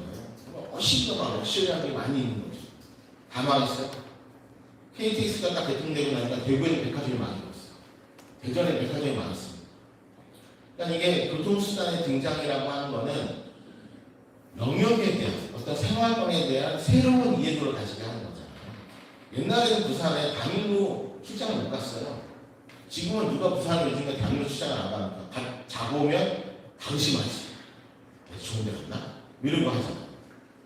제가 퍼스널 모빌리티라고 하는 거는 킥보드 너무 하고 싶었어요. 따릉이를 너무 좋아했기 때문에 따릉이를 공공자전거를 공공이 운영하는 자전거였기 때문에 킥보드도 공공이 할 수 있을 것이다 라고 예측을 하고 시범사업도 하고 막 했었는데 그거를 완성하지 못한 상태에서 민간이 이제 나타나기 시작했던 거고 주도권을 뺏긴 거예요. 그거 못했던 게 저는 제일 아쉽고, 두 번째로는 사실은 UAM이라고 하는 얼반 에어 모빌리티라고 하는 UAM 사업을 제가 시작했다가 이렇게 얘기하는 거죠. 뭐 차도 하는 놈이잖아. 길거리는 차도 하는 놈인데 왜 갑자기 하늘을 신경 써? 이렇게 하는 바람에 이제 사실은 이항사나 블록버터 사하고 드론을 구매하고 두바이에서 시범 사업했던 것을 우리도 하고 이렇게 하는 사업들을 차근차근 진행을 하다가 이게 좀 있어 보이고 멋있어 보이니까 이제 다른 부서에 이전을 시켰던 바가 있는데 이 두 사업을 시작도 못했다는 거, 맛만 봤다는 건 저한테 굉장히 큰 그러한 아쉬움이 남는 그런 사업입니다. 그래서 이제 지금 좀 이따 DRT 얘기를 할 건데 거기서 하려고 해요. 네, 혹시 또 질문 있으신가요? 없으시겠죠. 그러실 것 같아요. 자, 그러면 다음 거를 간단하게, 이거는 회사 소개이기 때문에 회사에 있는 내용을 소개하는 거라서 오래 하진 않을 겁니다. 아직은 제가 공무원 때를 못 벗어가지고 회사 자랑을 하거나 이런 것도 잘 하지 못해요. 근데 하나는 좀 설명을 좀 드리고 싶은 게, 회사 이름이 왜 이러냐고 물어보지 마세요. 교통하는 업체냐, 저한테 물어보시는 많은 분들이 사진 찍는 데냐고 물어보시는 분도 많은데, 다음 페이지를 한번 볼까요? 네, 이거는 우리 대표님 사진이에요. 네, 제 친구입니다. 네. 보유 자격은 연구소도 있고 벤처기업이고 뭐 우량기술 등 회사고 직원 수가 43명 되고요. 영업평가도 할 수 있고 엔지니어링 사업도 할 수 있고 위치 기반 서비스 사업도 할 수가 있고 뭐 이랬어요. 그렇대요. 그렇대요. 네. 제가 지금 이렇게 되어 있는 전체 43명의 조직에서 왼쪽에 있는 그 인사이트지라고 하는 모빌리티 컨설팅 사업본부의 본부장을 하고 있고요. 또 두 번째 모빌리티 G라고 하는 DRT 사업본부의 본부장을 겸직을 하고 있어요. 제가 서울시 교통운영과장을 할 때 영어로는 뭐였냐면 디렉터 오브 서울 메트로폴리탄 가버먼트 잠깐만 서울시 떠나지 너무 오래돼가지고 재미없나요? 자, 트랜스포테이션 오퍼레이션 디비전의 디렉터였어요. 그러니까 교통을 뭐라고 설명했냐면 영어로는 트랜스포테이션이라고 얘기했죠. 근데 충분히 더 다닐 수 있음에도 불구하고 나왔던 여러 가지 이유가 있는데, 하나는 뭐였냐면 여러 가지 아이디어들을 가지고 막 일을 했었는데 제가 알고 있는 많은 것들이 다 소진되어진 느낌이 좀 있었어요. 그리고 제가 개발공직으로 앉아있고 나머지 직원들이 다 수강보직이다 보니까 그 과에서 업무를 제일 잘하는 사람이 저인 거예요. 그러면 보고가 들어오면 구구절절히 들으려고 잘 하지 않아요. 제가 결론이 뭐냐 이렇게 하다 보니 열정이나 이런 것들을 좀 식은 것 같고 계속 공부는 하고 있음에도 불구하고 아이디어가 떨어졌던 부분도 있는데, 두 번째로 제가 나오게 된 계기가 바로 이 페이지와 연관이 좀 있습니다. 왜냐하면 옛날에는 교통은 다 트랜스포테이션이라고 했어요. 퍼블릭 트랜스포테이션 이렇게 얘기 많이 했는데, 이게 명사니까 동사로 따지면 트랜스포트가 되는 거잖아요. 이걸 한국말로 얘기하면 어떻게 되냐면 태우다예요. 태우다. 그러니까 옛날에는 공공이 뭘 해야 되냐면 어떤 지점에서 다른 지점으로 굉장히 많은 사람들이나 물자들을 한꺼번에 빨리 보내는 역할을 해야 되는 공공기관의 역할이 있었던 거잖아요. 그래서 많이 있는 게 뭡니까? 지하철, 버스 노선 이런 것들 하죠. 그런데 최근에는 교통이라는 걸 얘기를 할 때 다 뭐라고 얘기하냐면 모빌리티라고 얘기하잖아요. 영어로. 근데 모빌리티라고 얘기를 하는 이유가 뭘까라고 생각을 해보면, 모빌리티는 모바일의 명사형이기도 하지만 어원은 무브예요. 무브. 이동하다라는 뜻이거든요. 앞에 있는 트랜스포트는 탈공사니까 태우다니까 탈공사고, 무브는 이동하다니까 자동사입니다. 옛날에는 사람들이나 물자를 이동하는 방법에 대해서는 누군가가 나한테 스케줄을 가지고 너 이렇게 하면 전 거기에 몸을 실어야 돼요. 그런 상황이었다면, 이제는 내가 원하는 시간에 원하는 수단을 이동하는 사회가 되어가고, 대표적인 예가 뭐가 있어요? 자율주행차. 그리고 여러분들이 알고 있는 카카오티에 보시면 그 얘기 딱 열어보면 택시를 부르는데 일반 택시 호출이 있고 무슨 택시 호출이 있고 블루 택시가 있고 택시 종류가 많아요. 본인의 경제적인 상황에 따라 현재 위치에 있는 여건에 따라 자기가 원해서 부르는 거잖아요. 이게 이제 모빌리티의 개념이라고 보시면 되는데 제가 알고 있는 내용들은 다 소진을 했고 이제 트랜스포트는 많이 해봤으니 이제 모빌리티를 한번 해보자 해서 이제 회사를 옮겨가게 됐습니다. 그래서 이제 핵심적으로 하고 있는 사업은 이제 이 왼쪽과 오른쪽에 이제 제가 두 개 공부를 하고 있는데요.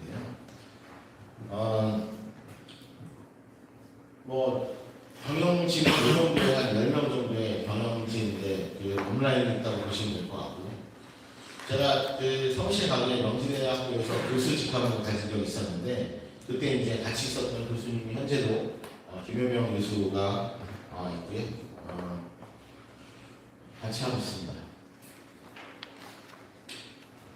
네, 이게 보시는 것처럼 왼쪽이 인사이트지고 오른쪽이 모빌리티지인데 제가 이 두 개의 공부를 본부장 겸직하고 있다고 말씀드렸잖아요. 그러니까 이러한 순환고리 상태에서의 일을 하고 있다고 보시면 될 것 같고 다음에 뭐 리스트업이 쫙 되어 있긴 합니다만 제가 최근에 제일 많이 하는 일이 대중교통체계 개편 능력을 제일 많이 하고 있어요. 그래서 이게 다 똑같으실 건데 아마 여기 계신 분들이 한번 그러실 것 같은데 민원이 들어옵니다. 왜 우리 집 앞에는 버스가 안 있나요?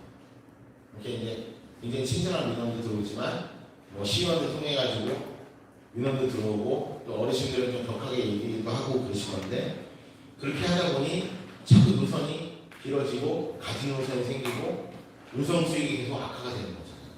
그것들을 합리적으로 개편하는 그런 용역을 하고요.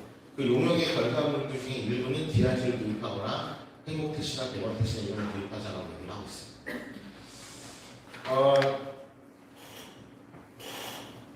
제가 이걸 해보니까 사실은 이제 제가 학교에 있을 때는 교통 계획을 전공하는 사람이었고 서울시 가서는 차도를 관리하는 사람이었고 이제는 대중교통하는 사람이 돼서 철도하고 버스의 어떤 이런 방식들에 대해서 굉장히 얘기를 많이 하는데 그래서 제가 요즘 제일 열심히 하고 있는 게 아까 버스라고 말씀드렸는데 대중교통 체계 개편을 하면 개편하는 방식에 대해서 버스카드 데이터나 이런 데이터 컨설팅을 통해서 분석을 하고 그 결과물로 체계를 개편하게 되면 감차하거나 감회하거나 그런 것들을 신규 원하는 곳에 투입을 하고 배차하는 스케줄표까지 만드는 그런 프로그램을 개발을 하고 있고요. 그러고 나면 운송 수익이 어떻게 변화하는지에 대한 플랫폼을 만들고 있습니다. 대중교통에 대한 풀셋을 아마 우리나라 최초로 만들고 있다고 보시면 되겠는데 잘 만들어지면 평택시하고도 얘기를 한번 해볼게요. 네. 평택시는 1년에 그 버스 회사의 보조금 얼마 정도 내고 계신가요? 드리고 계신가요? 있다고 치고 자 넘어가겠습니다. 서울시는 3,000억 정도를 하고 있고 제가 최근에 제주도 일을 하고 1,300 버스 회사 주고 있습니다. 네. 최근에 이제 화성시 같은 경우에 전면 무료를 선언을 했죠, 그죠? 아니에요. 시작했습니다. 보시는 것처럼 첫 번째는 이제 교통 데이터 기반의 발생 수요를 추정하는 게 저희 회사가 다른 회사보다 교통 베이스 일을 하고 있다라고 보시면 될 것 같고 DRT를 운영하는 회사들이 대부분 IT 기반을 하고 있다 보니까 교통에 대한 지식이 없는 상태에서 하다 보니 뭐 나쁜 얘기로 따지면 약간 좀 과투입하게 됩니다. 옵티마이징을 내지 않은 DRT를 운영하고 있다고 보시면 될 것 같고 뭐 다음에 넘어가고 아까 보시면 아까 제가 과학관광 사업을 얘기하면서 왼쪽에 임팩트 어널리시스라고 말씀드렸잖아요. 다 연관성 있는 내용입니다. 그리고 모빌리티 컨설팅을 하고 있고 민간의 컨설팅을 하고 있습니다. 우리 회사만의 참여된 솔루션은 DRT 3.0이라고 정의를 하고 있는데 보시는 것처럼 대중교통 취약지역에 대한 주민이나 지방 운수회사까지도 다 아우르는 그런 솔루션을 만들어서 제공을 하고 있고요. 여기 보시는 것처럼 저희가 저희 회사에서 개발하는 알고리즘이나 플랫폼을 타머스라고 부르는데 POM이 이제 플래닝, 오퍼레이션, 매니지먼트 POM을 하고 있는데 저희 경쟁 회사가 셔클이나 아이모드라고 하는 DRT 회사들이 있어요. 거기랑 차별화된 거는 저희 회사는 스타트업이다. 그 회사들은 큰 기업이다. 말씀드리겠습니다. 그래서 자본력은 그 회사들이 훨씬 좋다. 그리고 저희 회사는 대신에 앞단에 있는 클리닝 기능을 다른 회사는 다르게 가지고 있다. 그래서 데이터 분석기는 이런 것들을 활용해서 하고 있다고 말씀드릴 수가 있고, 아까 트럼씨 얘기할 때하고 다르게 반응이 굉장히 좀 안 좋으세요. 빨리 넘어가야 될 것 같아요. 지금 보시는 것처럼 이런 네 가지의 단계를 통해서 수혜측을 해서 돌리고 있는데요. 이게 지금 시뮬레이션 결과입니다. 어제 제가 재청시에 갖고 왔는데, 재청시도 저희가 약간 비용 없이 우리 회사는 왜 그런지 모르겠는데 비용 없이 이렇게 시뮬레이션을 해드렸어요. 제가 알기로는 컴퓨터시도 정말 해가지고 있나. 그때 제가 올 것 같은데 왜 자꾸 그런지 모르겠어요. 어쨌든 이렇게 해서 기존의 교통카드 데이터를 기반으로 해서 교통 소외 지역에서 호출을 하게 되면 버스들이 어떻게 운영이 되는가 시뮬레이션을 영상으로 보여드릴 예정이 있습니다. 이번에 좀 넘어가기로 하고, 이번에 저희가 청주시를 하고 있는데요. 2022년 10월 5일부터 시범 사업을 하고 있어요. 지금 한 지가 한 달이 안 됐는데, 제가 이 사업에 물론 제가 이제 업자니까 돈을 벌려고 하는 역할도 해야 되겠지만 아직은 공공의 때가 시켜지지 않아서 이 사업의 DRT 사업에 대한 긍정적인 효과를 제가 뭘로 보고 있냐면, 청주시를 5성업을 했더니 시범사업을 했어요. 3개월 동안.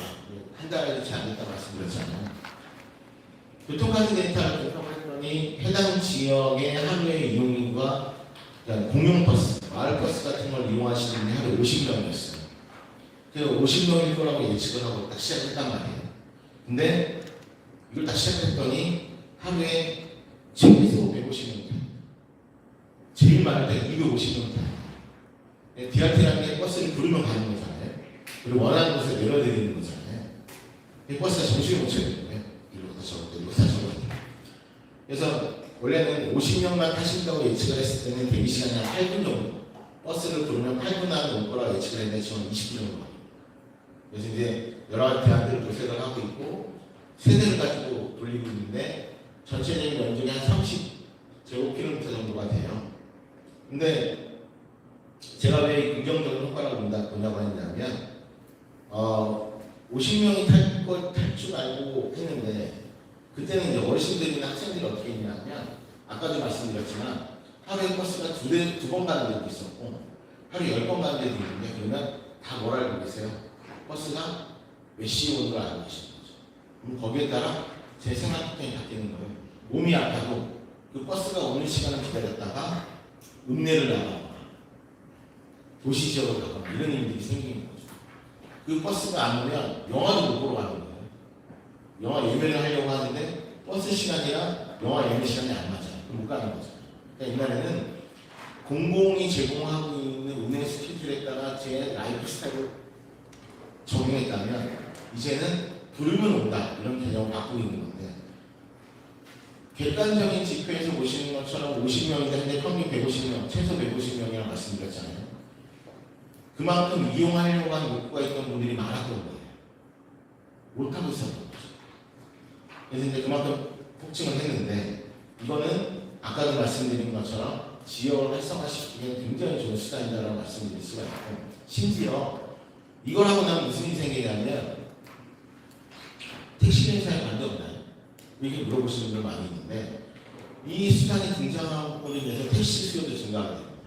가셨던 분들이 DRT를 통해서 돌아오시기도 하지만 더 먼 거리를 갖다가 택시를 타고 들어와야 되는 경우가 생기는 거잖아요. 기본적인 이동량이 증가하는 것은 도시 경제적인 측면뿐만이 아니라 타 수단을 이용하는 사람들에게도 굉장히 좋은 수단이다, 좋은 방법이다라고 말씀드릴 수 있을 것 같아요. 그런데 또 하다 보니까 이렇게 웹 호출 방식을 하고 있는데 콜센터도 운영을 하고 있어요.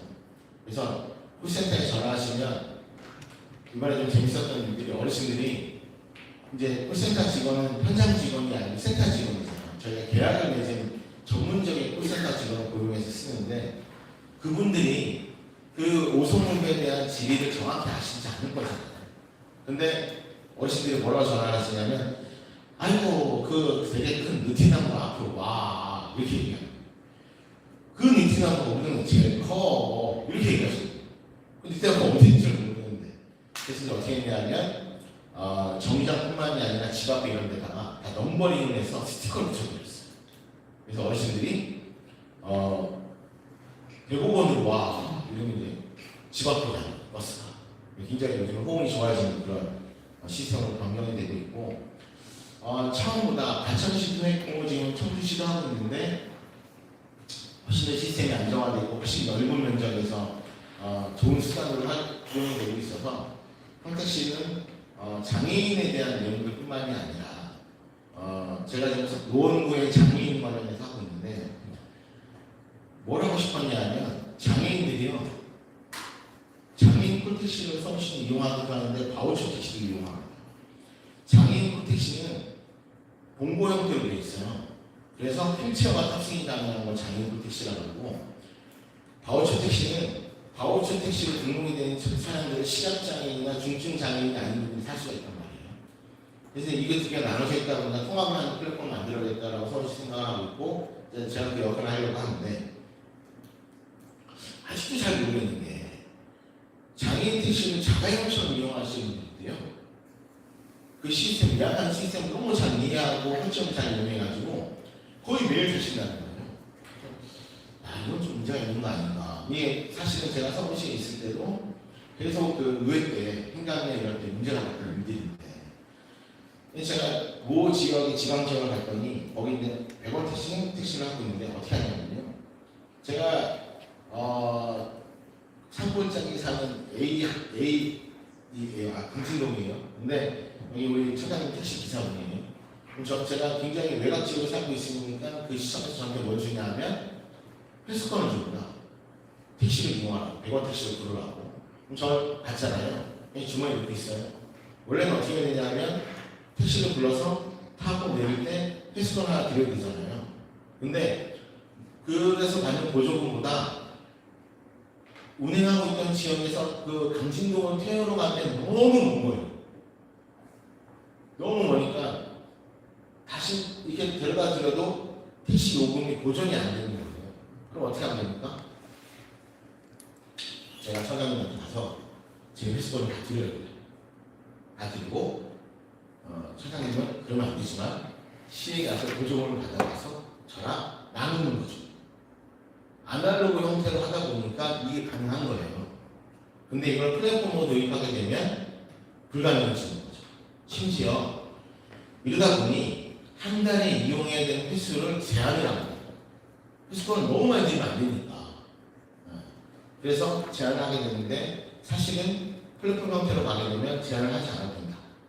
그리고 다음 페이지 나온지 모르겠는데 이렇게 실제로 지금 이거는 이제 가천시의 그림인데 제가 제 컴퓨터도 가져왔는데 제 컴퓨터를 열어보시면 이런 플랫폼을 청주시도 로그인해서 보여드리기로 했어요. 지금 오늘도 이 순간에도 버스가 어디 있는지 대기하는 사람이 어디 있는지 정류장이 어딘지 그 사람들의 목적지가 어딘지를 다 이렇게 계속 실시간으로 볼 수 있게 하고 오른쪽처럼 이용 통계도 매일매일 시간별로 업데이트되게 만들어놨는데 이게 만들어놨더니 안 좋더라고요.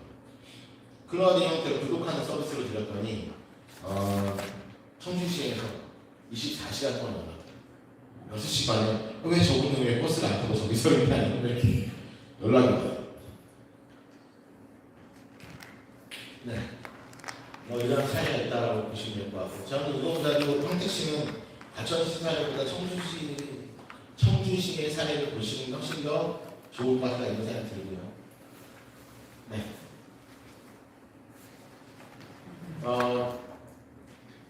본의 아니게 해외를 많이 다니고 있어요. 그래서 이 DRT 관련해서 제가 조만간에는 영국도 한번 갔다 올 예정, 올해 안에 엘살바도르도 갔다 올 예정이 있는데 영국 같은 경우는 DRT가 많이 잘 돼 있습니다. 그래서 현지 사례를 좀 보러 갈 예정이 있고 엘살바도르 저희가 기술을 이전한 계획을 가지고 있는 거 참고해 주시면 될 것 같아요. 요거를 마지막 페이지로 해서 오늘 제 발표를 마치도록 하려고 합니다. 이동이라고 하는 개념에 있어서 공공의 역할과 민간의 역할을 좀 나눠서 볼 수 있을 것 같은데 제 생각에는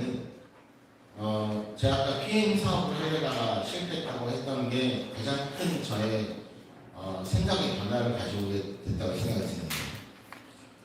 제가 공공에서 PM 사업을 하려고 엄청나게 노력을 했는데요. 아이디어가 엄청 많아요. 이렇게 하고 싶었어요. 지금 PM이 길거리에 많이 방치가 되어 있는데 저는 편의점 기반의 PM 사업을 하고 싶었어요.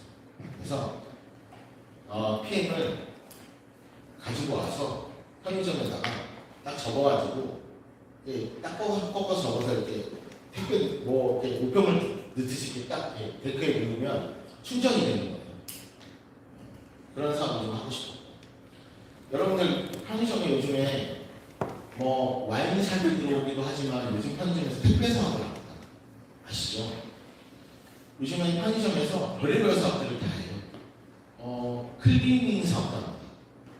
세척기 주고, 빨래 이런 사업들도 하고 많은 사업들을 하는데 저는 빨래를 찾으려면 PM 타고 가면 좋을 것 같고 택배를 맡길 때도 PM 타고 가면 좋을 것 같고 그래서 이제 편의점이랑 연관되는 사업을 하고 싶었는데 그래서 블록체인도 도입하려고 했고 여러 가지 했는데 안 됐단 말이에요. 그래서 내가 공공에서 못하면 민간 가서 해야겠구나 싶어서 이제 박차고 나왔는데 오늘 제 마지막으로 설명드릴 거는 저희 회사가 그러한 DRT의 기존점에 원하는 시간에 무언가를 배차할 수 있다. 그 배차가 드롭이 될 수도 있고 화물차일 수도 있고 장애인 꿀택시일 수도 있고 일반 꿀버스가 될 수도 있고 모든 것을 배차를 할 겁니다. 최근에 한진이라는 택배 관련한 얘기를 하고 있습니다. 그리고 나중에 자율주행차도 그렇게 할 겁니다. 자율주행차는 꼭 본인이 소유해야 되는 건 아닌 거잖아요. 그런 얘기들이 진행이 되고 있는데 마지막으로 드리고 싶은 얘기 중에 하나는 공무원으로서 제가 일을 하다 보니까 그 PM 사업처럼 제가 뭘 하려고 하다 보니 너무 힘이 드는 거예요. 그리고 장애물도 너무 많은 거죠. 최근에는 규제 샌드박스나 여러 가지 제도들도 있으니까 평택시에서 100만 특례시의 목적을 가지고 있다라고 한다면 제일 먼저 제가 해야 될 사업은 교통 관련 사업들이라고 감히 말씀드릴 수가 있고 그 교통 관련된 사업들은 직접 다 모든 걸 하시려고 하다 보면 많은 장벽에 부딪히게 됩니다. 예산, 인력 부족. 근데 그런 것들을 민간에서도 충분히 예를 들어 비예산 사업을 할 수 있는 회사들도 많이 있을 거고 요즘 ESG라고 해서 사회에 선한 영향력을 만들려고 하는 그런 구조들이 많이 있는 거잖아요. 그럴 거니 한번 이렇게 문을 조금만 열어보시면 큰 힘과 큰 돈을 들이지 않아도 평택시를 발전시키고 활성화시킬 수 있는 툴들은 굉장히 많이 있을 거다. 그리고 그런 걸 제가 소개시켜드리는 데에도 큰 역할을 해드릴 수 있지 않을까 그런 생각이 듭니다. 정말 많은 사례들이 있는데 그런 것들은 이제 계속 배워가면서 말씀을 드리기로 하고 예산했던 시간보다 조금 지났는데 오늘 이 발표를 이쯤에서 마무리하도록 하겠습니다. 감사합니다. 저 서울시 있을 때 11시 반에 밥 먹으러 가거든요. 10분 늦어서 죄송하고요. 혹시 질문 있으실까요? 식사에 이르겠기 때문에 질문을 안 하실 것 같습니다. 또 다음에 뵈면 또 좋은 얘기를 나눌 수 있도록 하겠습니다. 마치겠습니다. 네.